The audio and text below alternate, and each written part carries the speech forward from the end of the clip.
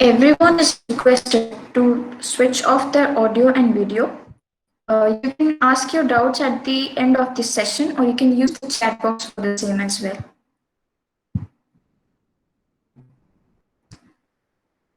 Hello, everyone. Welcome to today's session conducted by Robotics Society with collaboration with Student Developer Club VSSUT Bulla. We all need inspiration in life to move on. So, in today's session, we have Muskan Khidia, a girl not from IIT or NIT but from a Tier 3 college who has done something we all just dream of. Recently, she joined Microsoft with a whooping package. She was GHCI 2020 Scholar finalist at Red Hat Women in Open Source Award 2020. So I would like to invite Muskan Kedia to enlighten us with valuable words. Muskan, please. Hello everyone. Thank you Ritika, Devasis and the entire team of VSSUT for having me here. And thank you Ritika for such a great introduction. So I would like to start with giving a brief on what we all students have joined already, and they would be interested that what we are going to do today in today's session. So I would like to give a brief on it. Initially, I would share some of my experience and say the basic steps how from a tier 3 college, or how what are the actual requirements you need to get into a company. And I would try to cover it within 30 to 40 minutes, and after that anyone can raise up their questions, they can unmute themselves or write up their questions in the chat section so we can take it up. So starting with that, I'm sharing my screen so I could present a presentation I have prepared to provide a better view of the entire session.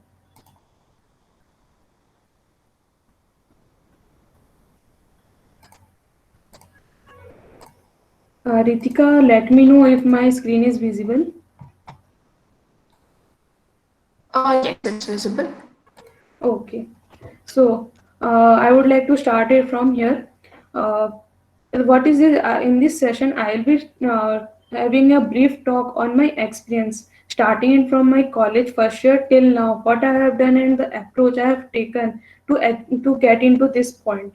So, as Ritika has already introduced me, I would like to just give a brief on it. I am a final year student at CET Bhubaneswar, and recently I have completed Google Summer of Code with the MEFOS initiative and had interned with the Microsoft India Private Limited.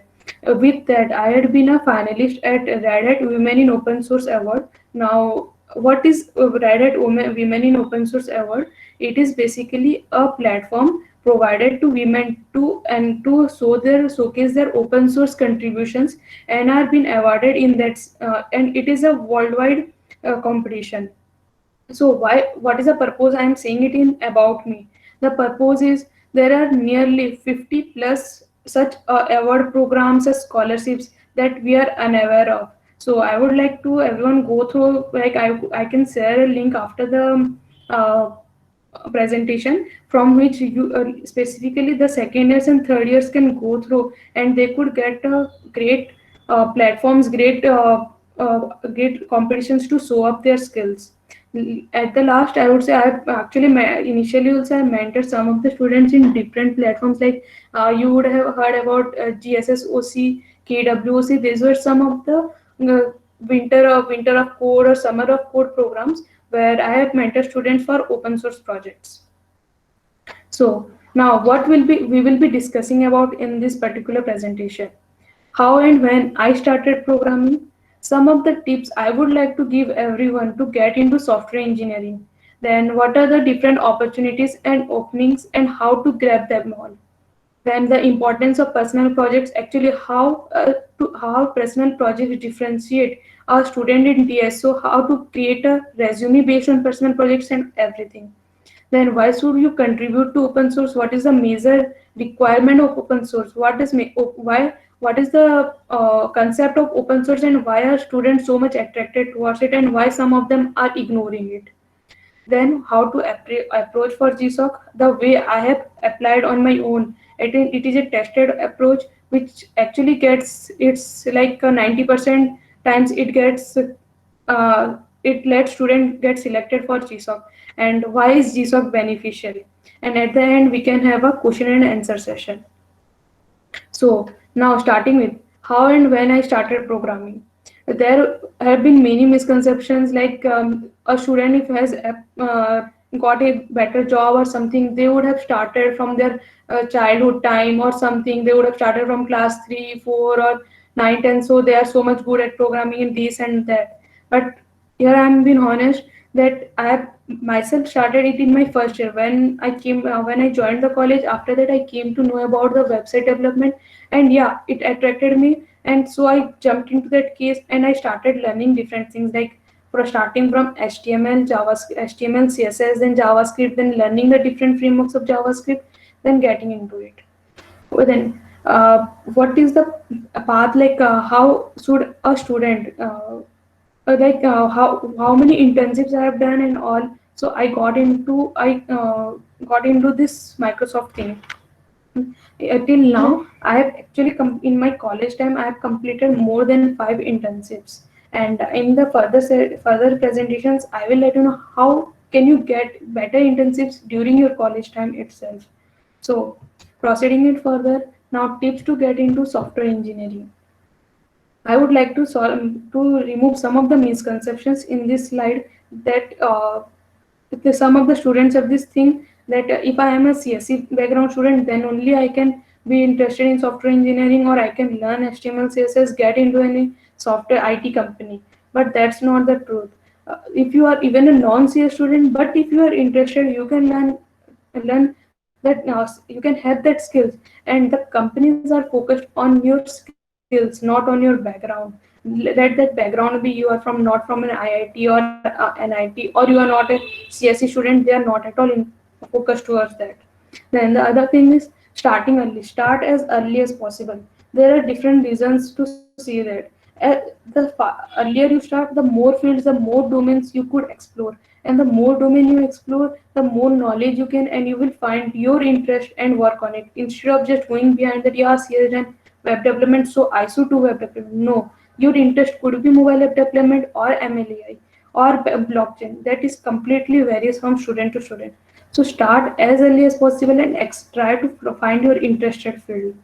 Then you should be passionate towards development and should have the love for coding. If you have that, you will learn the skills. You will hustle yourself every day to learn something new because the tech field is very used. You every day it like you cannot ever completely learn everything. So every day at least you could be a step better than you were yesterday.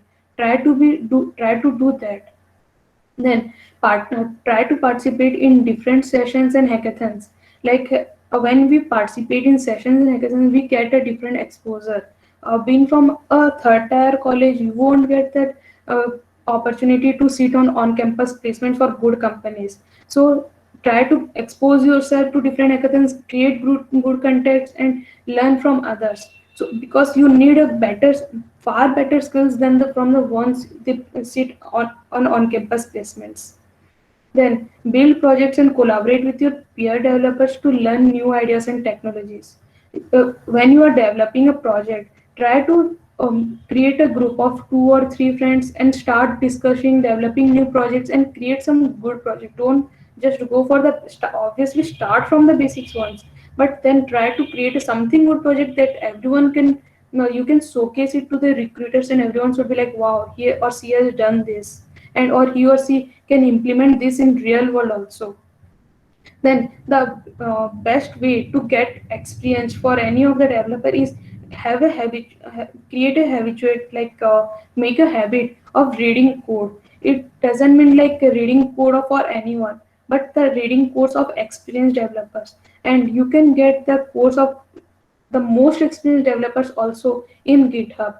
There you can go through any of GitHub is an open source platform. Anyone can go and move around any of the code. Just read it. Try to know what is the formatting they use, how good they write, what are the different conditions. Like the way I am writing a for loop and the way they are writing a for loop also varies. So the more experience you, the more uh, code you read, the more experienced you'll be, and you will write a good code. Then, getting into the basic question for everyone, how can I find an internship or a job opportunity? The basic way is there are three different ways I would like to mention here. Either the on-campus placement, the off-campus placement, or the open source way. Now, we all know about the on-campus placement. So most of 50 to 60% of the students go through the on-campus placement and they get satisfied through it. Second is now the off-campus placement. It's a bit difficult approach, so most of them don't go through it, but it's the best approach. And many are actually unaware how to know what are the openings and how to proceed for that. I would cover it in this slide. And before after mentioning the third way is the open source way. If you are a very good open source contributor, then the companies will come and approach you. There are a lot of companies who directly hire through the open source contribution, and they really have a very good package of 30 to 40 lakhs per year for even a fresher, because your open source contribution shows your experience. And in open source they can actually look the way you write the code and they can analyze your complete coding skills. So if you have maintained your GitHub very well, they will surely hire you. Now, for the off-campus placements, how can we find it? Find the opportunities. Find every time we couldn't find like Paytm or Microsoft or Google don't have their openings all over the year. They have a particular time or the particular month when they open up their forms for the internships or the job opportunities. So the best way is always keep an eye on the openings in the career page of the companies, whichever the company that would be, let that be a startup or an MNC, they will surely post all their openings on in their career page. Like for every company, we have their website and everything. This surely have one of their careers page, and the easiest way to find it is go in Google, just search the company name with career page written on it. It will show the first result as their career page. So you can go through that and go through entire openings and apply for the opening that you are interested for. Now, the other way for the off-campus placement is connect and approach to seniors and college pass outs about the openings in their company. Most of the seniors, led that from their third tier college. After changing different companies, some of them have got into Google, Microsoft, and every other company like Paytm, Razorpay. So try to contact them and show up your skills, show up your resume, and if they like it, they will surely recommend you to their HR or let you know when there is an opening. So that is another way. And then follow there are some of the media handles of tech companies you can follow on Twitter and LinkedIn. Like for there are different for Paytm, Google, everything. They have a media handle where they themselves post about the opening, so the students can be aware of that. And the other thing is, do remember this: LinkedIn serves a great medium to keep updated with the openings and in different companies, because the better the connection in LinkedIn, the better you will gain knowledge. If you are connected with with the employee of a particular company, the employee usually post about their opening in LinkedIn as well. If I am a Microsoft employee, when there will be an opening, I will post in my LinkedIn that yeah, there is an opening. You can either mail me or go through this link. So having a connection with them will always help you as a great medium to know about the openings as it is open, and try to fill the form or mail the particular email ID as you get the update, because the form can close at any time of any company. So now the next is how, after you get the opportunity, how to grab it. Like if you knew that yeah, there is an opening, now how to grab it. There are some of the one is the one I would like to give an advice initially. Apply only to those openings you fulfill the requirement. Avoid applying for the openings that you do not match your skills. Suppose you are a front end developer or a back end developer, you have a particular skill regarding that, and if you apply for data analyst or MLA, you will surely be rejected. In this, it creates a frustration for the company and creates a low feeling for the student. So try to avoid that. Apply only for the why I said there is a frustration for the company, because they don't get one or two submissions. They get like thousands, say 50,000 submissions. Among them, if they look such of the students those are not applicable, then they're feeling it, so that creates a frustration among them also, and this might also lessen your chance in the next time when you are applicable for it. So try to avoid that. Then this will also lower your confidence that you are getting again and again rejection mails from most of the companies. If you are not eligible, you will be rejected. That's the basic thing. If it is for the students graduating in 2020, in 2021, and you are a 2022 graduate and you are applying for it, you will be rejected in the resume selection round only. So look for the conditions before applying for it. The other thing is make there are different rounds in the during the after you apply for it. There are different rounds. First is the resume selection round. For the resume selection round, you should have a very good resume, because from the students applying, 50% of the students get filtered during the resume selection round itself.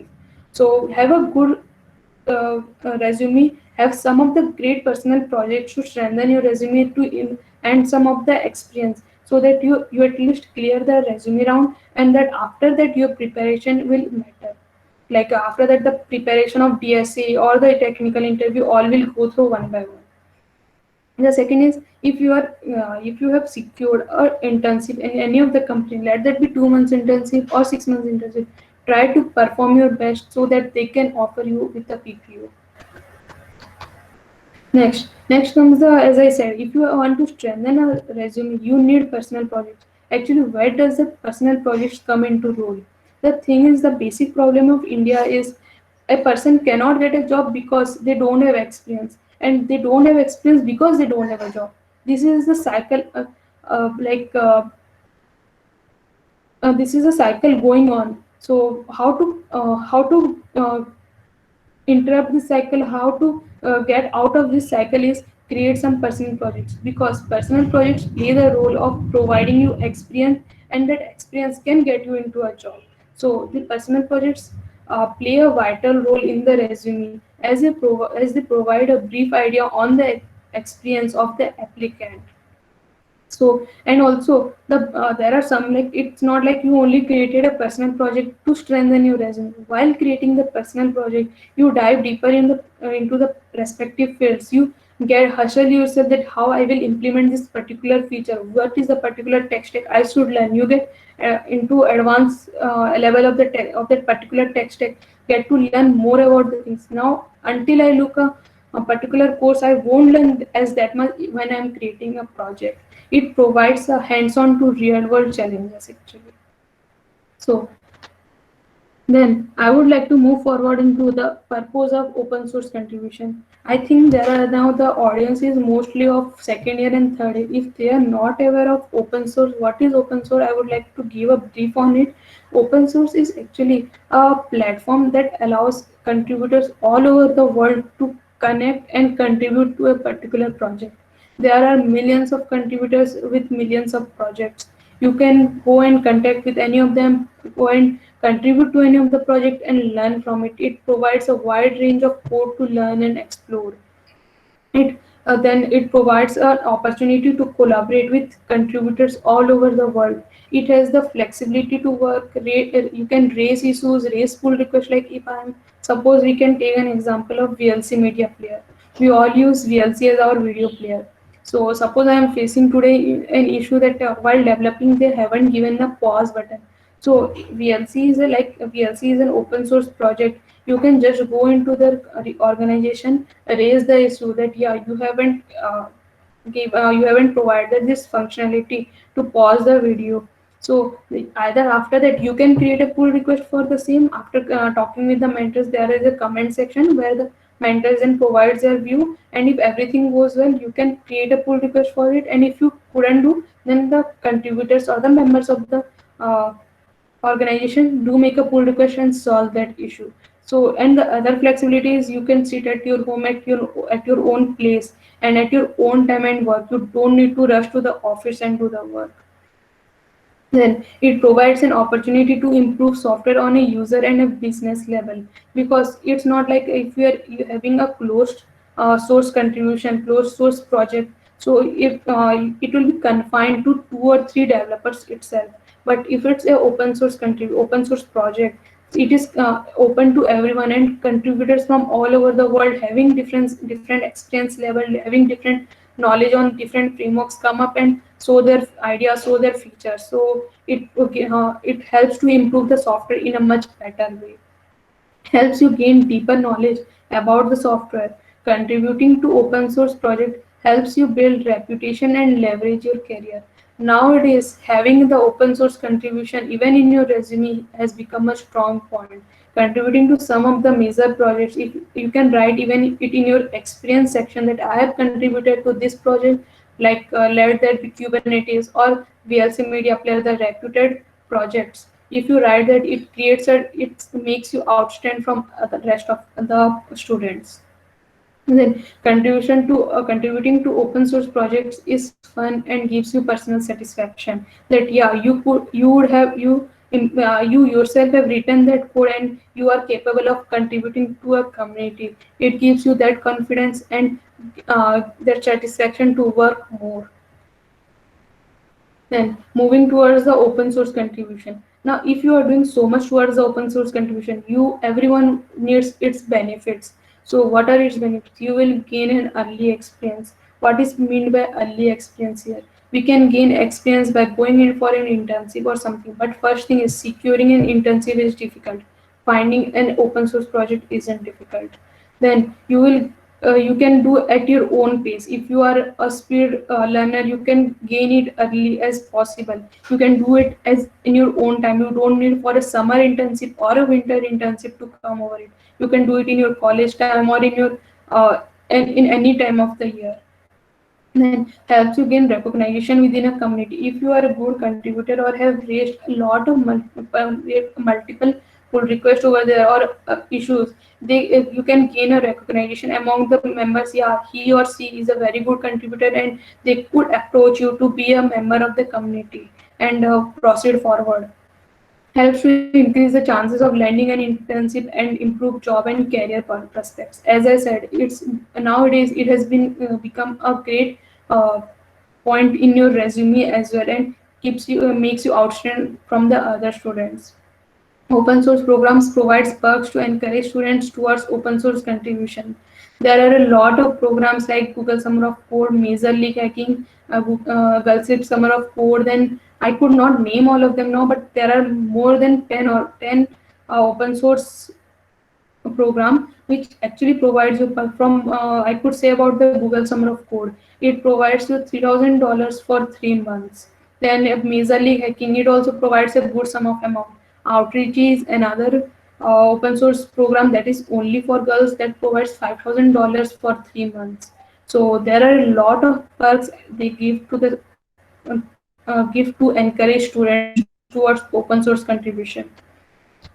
Now, as we talk about the GSOC, and as I have done the GSOC, I said at the initial part, I would say use simple approach, which has been proved at 80 to 90% of time that students received, have successfully achieved GSOC in that way. I would like to discuss on that. So, first thing is start early and try to be consistent towards the project.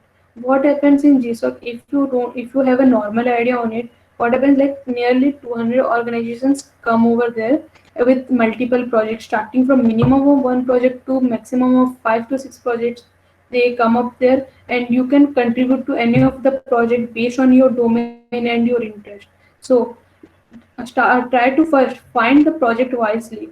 Choose like I would also emphasize on another point, like what happens in GSOC is start early. Start early means the ideal time to start for contributing a GSOC project is from October, but the actual organization selection list comes during February.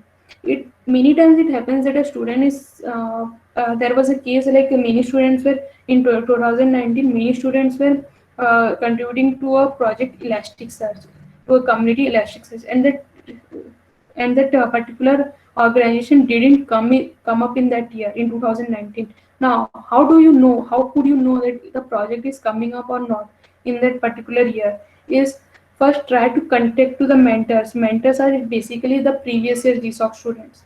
Try to contact to them that what are their what are the probability of coming of that project in the next year, in the upcoming year, Another thing is you can go and analyze over the previous years that how consistently that project has come up, that organization has come up and collaborated with GSOC with to provide a platform for the students. After analyzing this, choose your projects wisely, and after you have choose it, start contributing to that.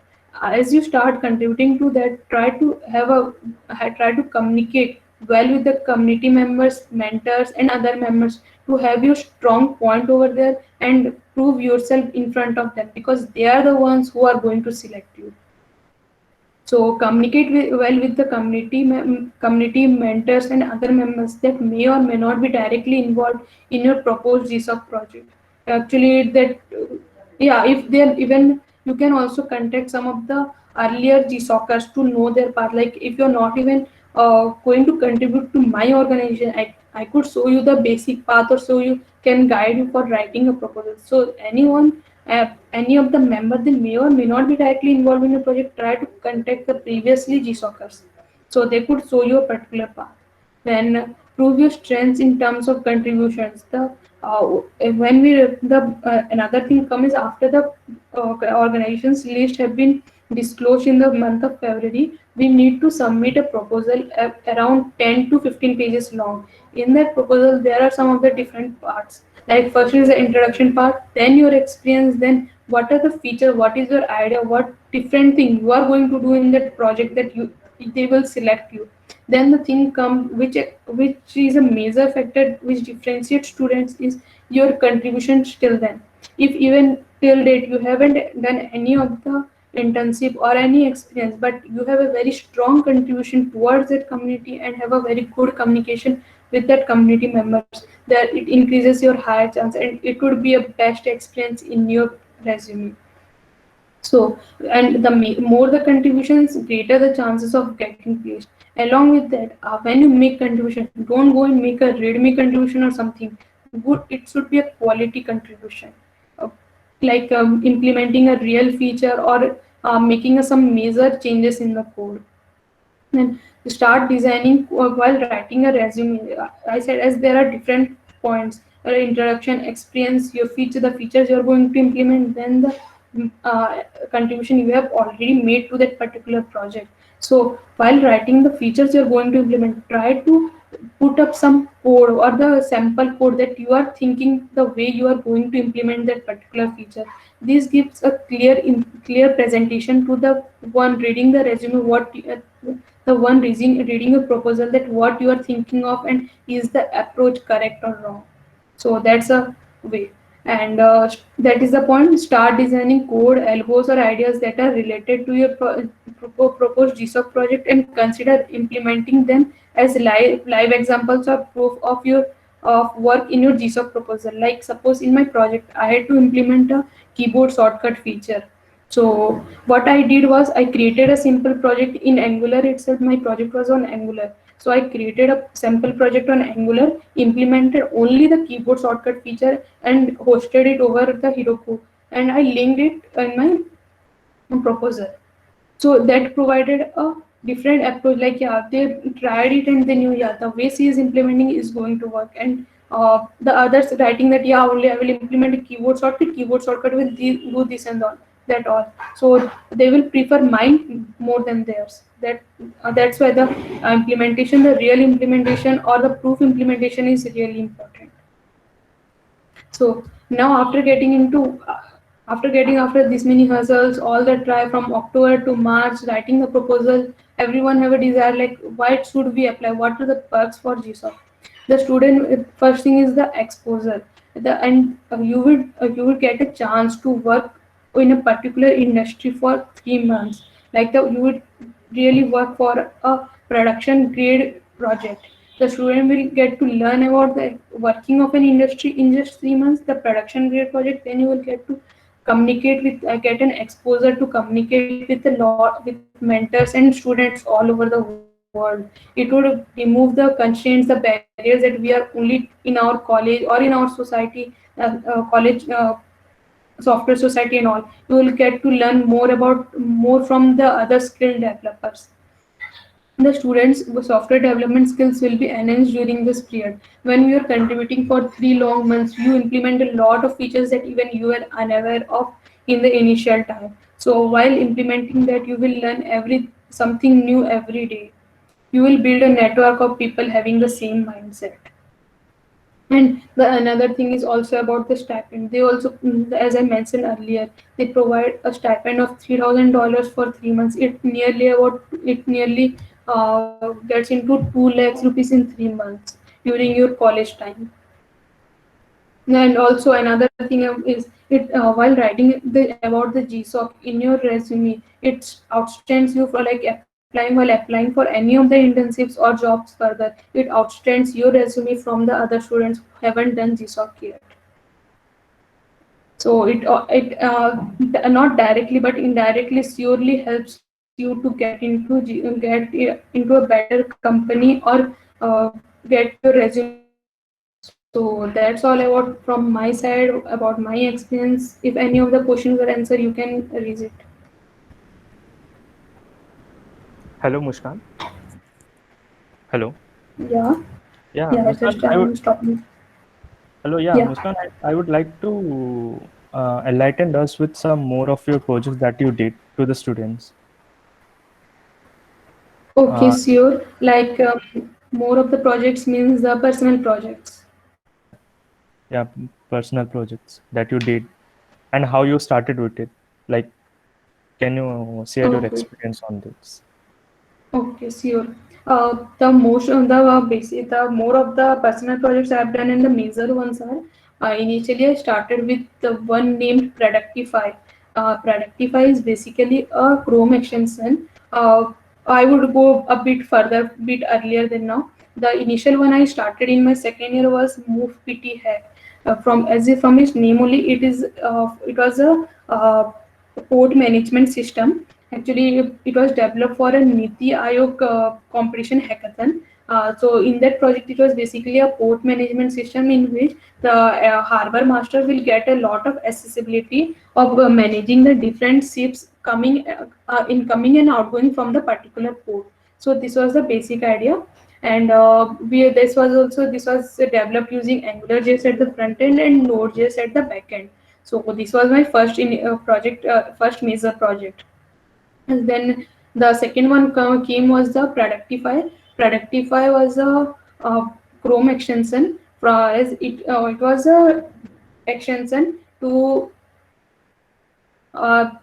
increase the productivity while using our browser. Like and now while I'm using the browser, I can keep a count on how good the URLs I'm looking for or how the URLs are affecting me. So we also created a Productify engine which actually said about the productivity score by monitoring the entire history of the particular browser. And in that we have different features like to block a particular URL, to enable, like if you have blocked then you can enable it as well, to find the words in a dictionary, to find the word, to search it in a Google, like search a particular word in Stack Overflow, Quora, or Medium. You can do it in any way. Like if you are watching a page and from there we have a feature like if you select the word and right click, we can search it in Google.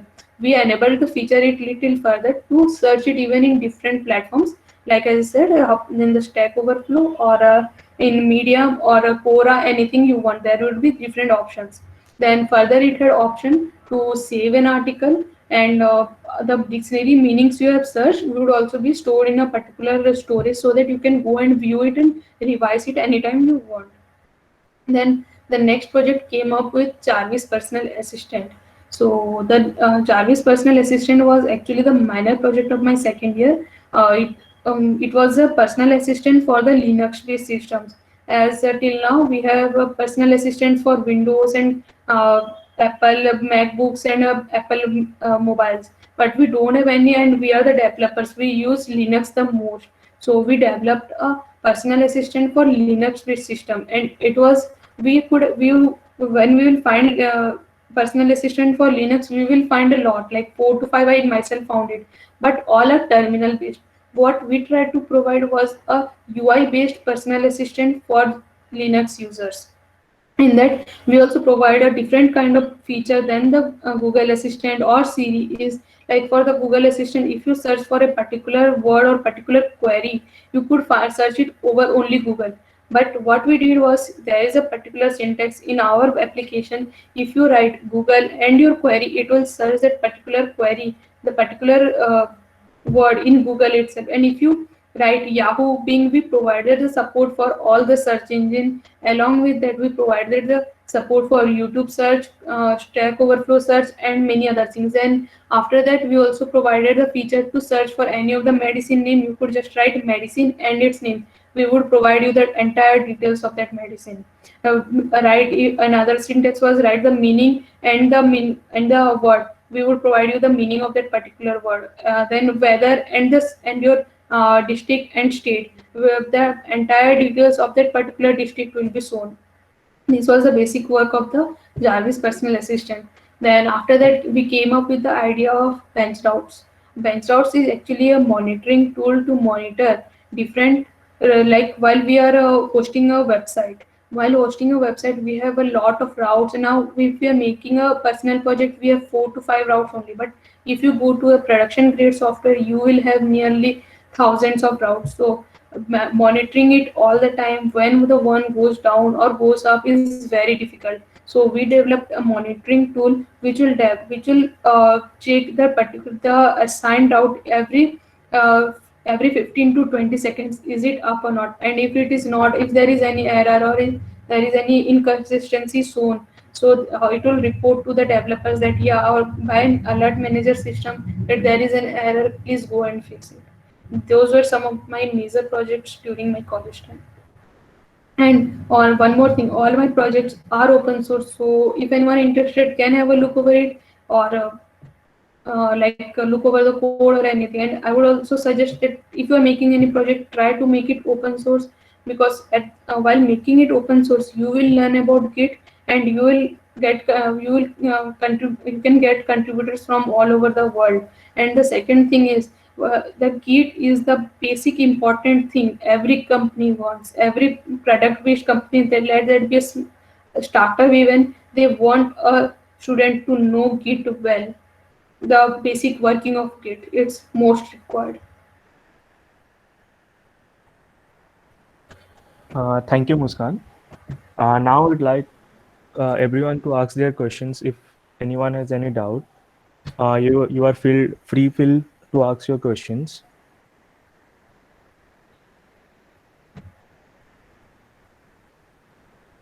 Okay, one question came. Please describe something about your open source project which you took for GSOC. There are like nearly 200 organizations, and I was like, what I did was I searched for the project I was skilled with. At that time, I was working with Angular at my front end and Node.js Golang at back end. So I started to find projects in my own domain. After finding for a lot of projects, like going through the Apache, then going linking through it, contacting their mentors and all, I reached till the MIFOS initiative. The MIFOS initiative had a project called Web App. It had the Web App in Angular 7 at the front end, and I was at that time only working on it. So I started contributing on it. What is the MIFOS initiative organization? The MIFOS initiative organization is an online banking platform. Like we have now closed banking platform, like the one offline banking platform, like the ones we go, like Union Bank or Syndicate Bank. We have a lot of banks, but this provided an online banking platform for the rural areas. This banking platform can be accessed by itself by the user, or like in rural areas, everyone don't have access to internet, mobile or phone. They have their setup like a small Grameen Bank or something. Even it's in Odisha as well. It's a foreign company of US, but it has its access in Odisha also. I found for its locations once. I found one of them in Odisha, and there will be a manager, and that one manager will handle everything through a mobile app itself. So that was the basic view of that, and the web app was it had the different projects, like the it used the Apache as their backend server, Apache Firetech as their backend server, and the web app as their front end. So in the front end, we had different options like managing the institutions, clients, loans, recurring deposit, fixed deposits, and there were a lot of things in it. I can say nearly 100 components, 100 features in it. So that was the project I worked on. Okay, Muskan, we have next question from Makas Patnaik. Maximum time, many students are like they will learn Android development, web development, AI/ML, cloud computing, and many more things. Do these skills really help to crack interview of big companies? And should we work on lot of domain, or we need to focus on only few?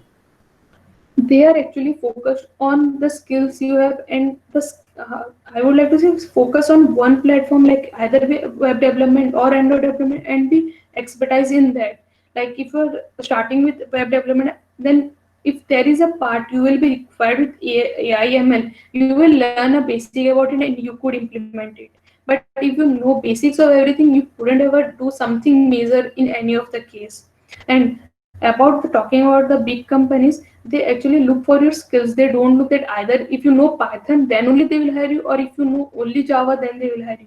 They want you to know a intermediate level coding skill, because once you learn any platform, learning another isn't that tough. And after it's like it happens like after joining a company, the project you're going to work can be completely different from from your domain. Like there were students during my internship, they were from NLP, AI/ML background, and they were assigned in a team where the mobile app was required. So that person has to completely learn web development, then mobile development, and had to work on it. So and they will give you that particular time to learn. If like not, it's not like you will get years to learn, but they will surely give you 1 or 2 weeks to get the basic knowledge. For that, they will give you give you the access to some of the courses to learn and implement for them.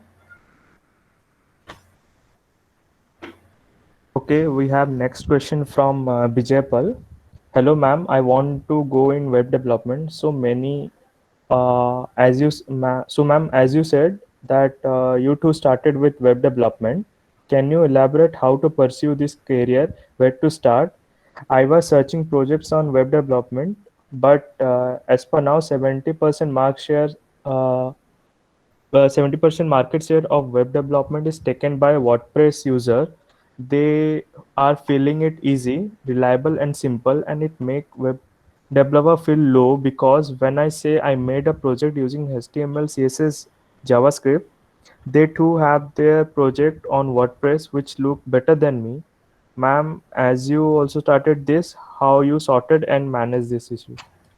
In this case, I would like to say, yeah, now the market is being taken up by WordPress, and the other feature today itself Google has implemented is you can create a completely similar website using a Google tool, Google Sites, without writing even a single line of code. So what happens is what you are creating using HTML, CSS, and JavaScript is completely different from WordPress. WordPress gives us a basic feature. You can develop your front end, and you can write like now they are also providing a feature of backend, but you can never create as good as project as you know you can create from, because from HTML, CSS, and JavaScript. In HTML, CSS, and JavaScript, you have your own flexibility to do anything, to draw at anything at any point, or to do any of the experiments you want. But in WordPress or in Google Sites, you come to that constraint that you need to implement that particular features they are providing you. If they are providing you a particular input box, you need to implement that only. You couldn't go for different options there. But in if you are developing your project on your own, you can implement as you want. And the second point it comes is the thing developed using WordPress and Google Sites are of quite minimum level. You can't develop an Amazon website using WordPress. So in industry level, no one is going to go for WordPress and draw a normal portfolio website. All are going, and for every company, they have that different features, and which is developed by the user himself, which couldn't be like a test, couldn't be shared even with anyone. So HTML, CSS, and JavaScript have their completely own position that couldn't be ever be taken up by WordPress or Google Sites. WordPress and Google Sites are basically for the people who are starting their own business or startup and are from the non-coding background. It isn't for the ones planning for a completely a web developer or going for a web or going for a product-based company. It isn't for them those. So we have next question from Surbhi Roy. Can you share some tricks and tips on making an impressive resume, like the do's and don'ts? Yeah, I would like to say that some what in a resume you should mention that would impress is first thing is your projects, your experience, and your skills. The other thing that doesn't matter is your certificates. That's a major point going on like a revolution now in the industry. Don't try to mention your certificates that I have done this course from Udemy or I have done this course from Coursera. That doesn't matter at all. And now, if you have learned that from Udemy, try to implement it in a project and write that project title with its description. So that would outstand you from the other one writing the certificate thing. And from the do's, like try to after writing the project name or your experience, try to give a short introduction, short description of what was that belong to, what did you have you done in that particular project, or what was your work during that particular internship. So it provides a clear view to the recruiter. And further you could have a flow like initially you could write your experience, then your projects, then your skills, then comes your college thing, and then comes your language. That is the basic flow anyone could follow. Okay, we have next question from Yash Pritwani. Please enlighten something about test and interviews for off-campus placements, weightage of CP and project in reference to your internship and placement in Microsoft. Okay, the thing is like I would like to give one example. I've given it many times earlier. DSA is similar to our JEE mains thing. JEE Mains was what we have learned physics, chemistry, maths. We gave our exams. The college were selected based on our physics, chemistry, and maths perspective. How good we were at that. But what happened after coming to college?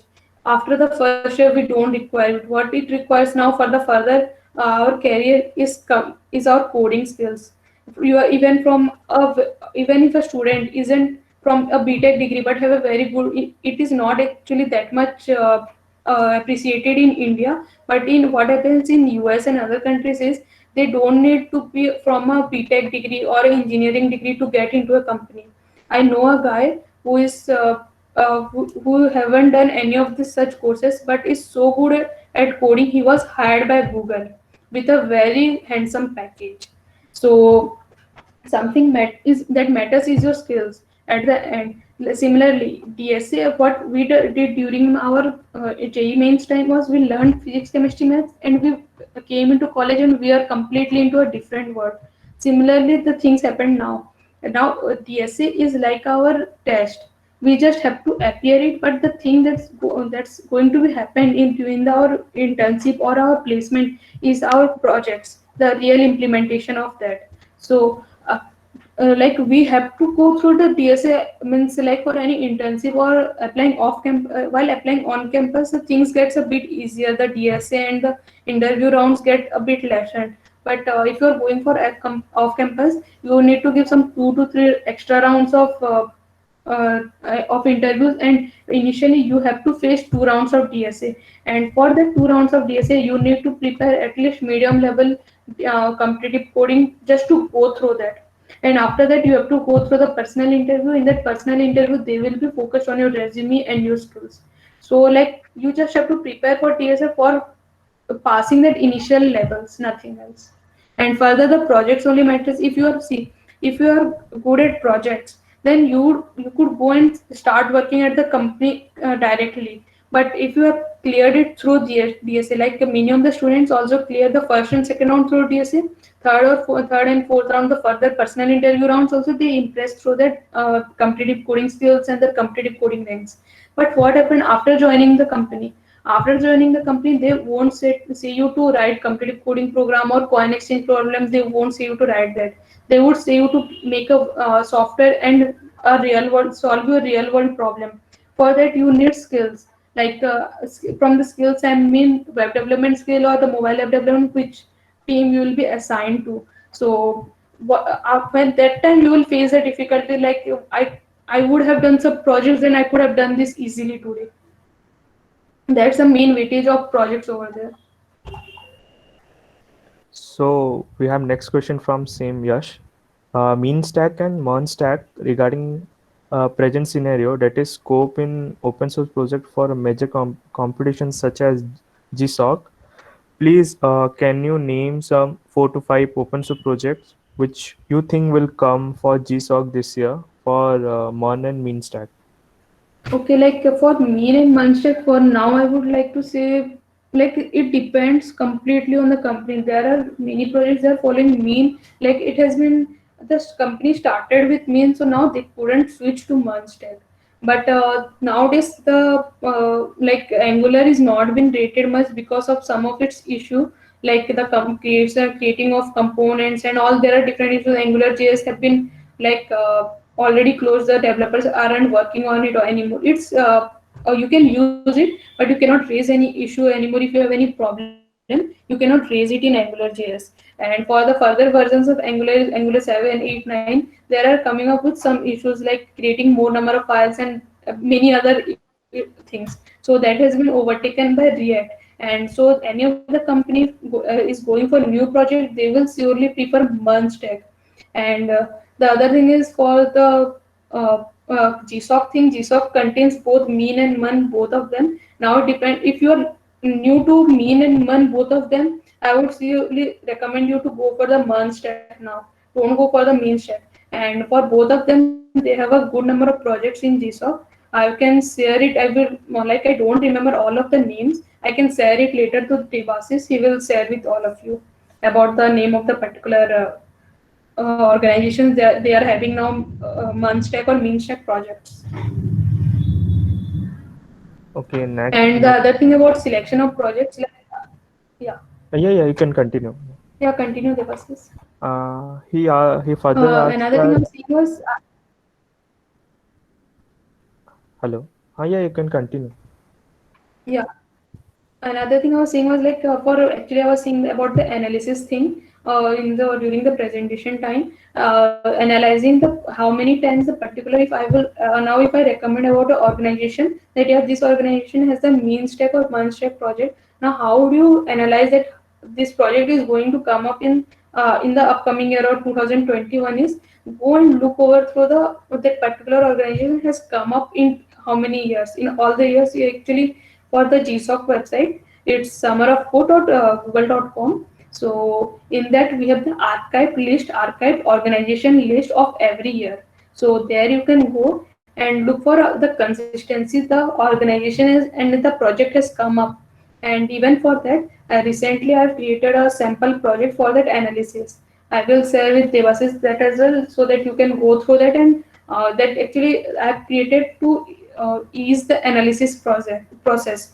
What happens is suppose I am working for the Milfos initiative project. So what I had to do is go and open each of the archive list and check for the particular organization. What I did was I ran one I scrapping and collected all the data and simplified the view of that of all the organization and I've accumulated all the data. I've done it in a way. I will share with Devasis. He can share it in the group and everything.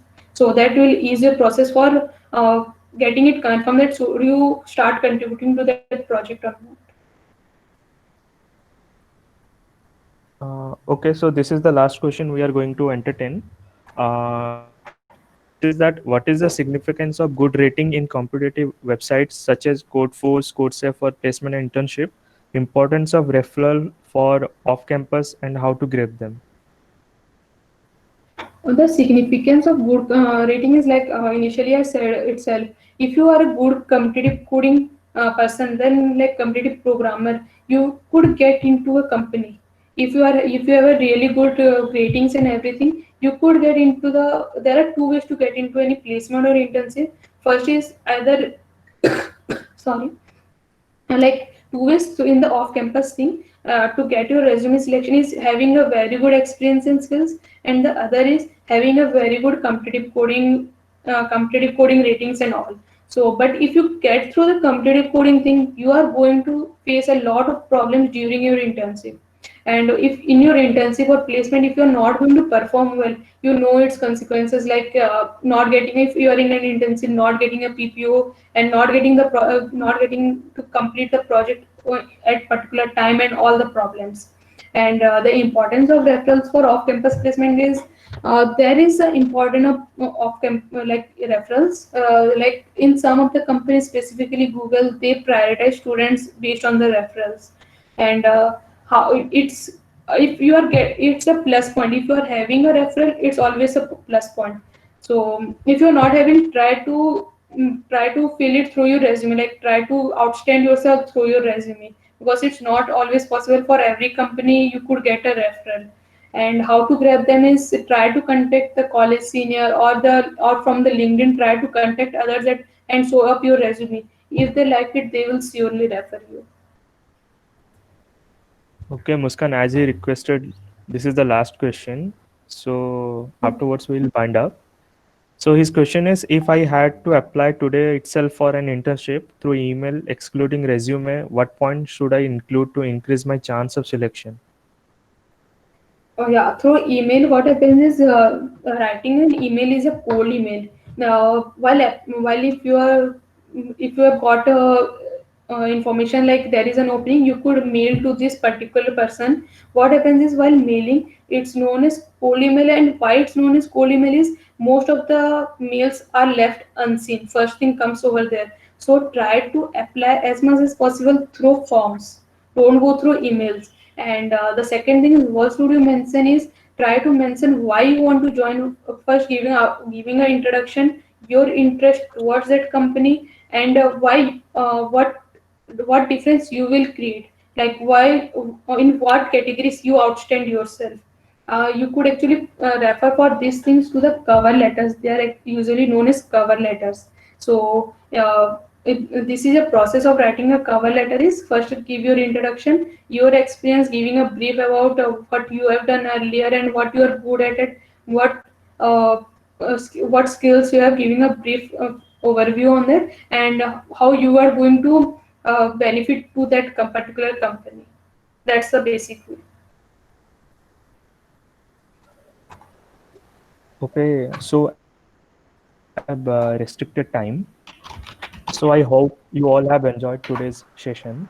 So on behalf of Robotics Society and DSC BSCT Bulla team, I would like to thank Muskan Kedia for her valuable words in today's session and enlightening us with her experience. It definitely going to inspire most of us.